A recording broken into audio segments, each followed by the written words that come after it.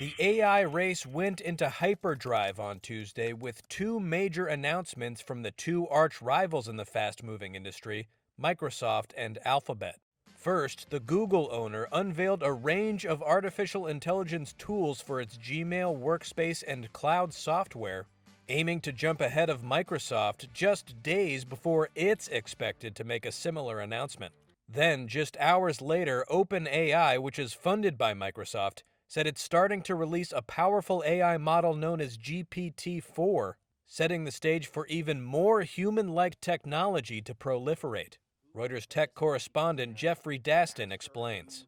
There's just this crazy competition happening right now in the technology sector where Google was long the winner and at the forefront of AI, and suddenly Microsoft comes in here with its Bing chatbot, and Microsoft's going to reinvent search, which is the core of Google's business. Now Microsoft is about to talk about Microsoft Word, we expect, and how it's going to reinvent productivity with AI. And Google, 2 days before, comes in with its announcement. So there is so much intensity right now about who is going to have the best technology in people's hands the soonest.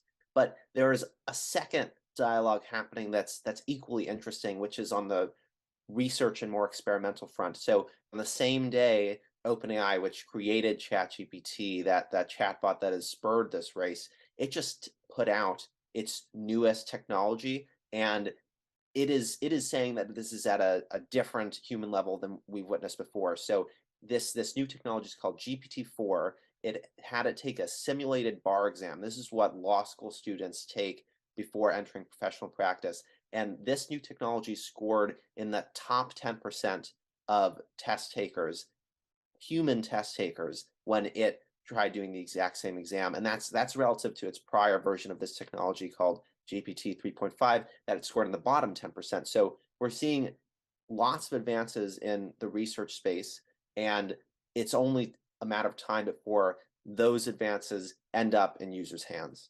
Meanwhile, Google attempted to get out in front of the race to win business from such advances, with AI tools designed to transform the work of lawyers, as well as marketers, scientists, and yes, journalists. Google announced what it thinks is the future for productivity. So instead of you're having to write some blog post or marketing content or whatever by yourself at work or even in a personal context, it is giving you AI to do that on your behalf. And it's putting that AI into Gmail, it's putting it into Google Docs, Google Slides, virtually any tool that people use from Google to create content. Google demonstrated to reporters what this looks like. So one executive opened up a Google Doc, looks just like any Google Doc we would see today, except there is this purple wand, what the Google executive called a magic wand, and you click it and it can draft any sort of text for you and then update that text at your discretion with whatever tone you set. So you can say, please write a news story, please write a marketing blog, write a training plan, take some notes that you just jotted down in between meetings and turn those notes into a full-fledged write-up. And then you can edit that as you see fit with the help of AI. Alphabet is giving approved test users access to new Google Workspace features on a rolling basis throughout the year before a wider launch. Microsoft, meanwhile, has teased a Thursday event about how it is, quote, reinventing productivity with AI, which is expected to showcase its competing word processor.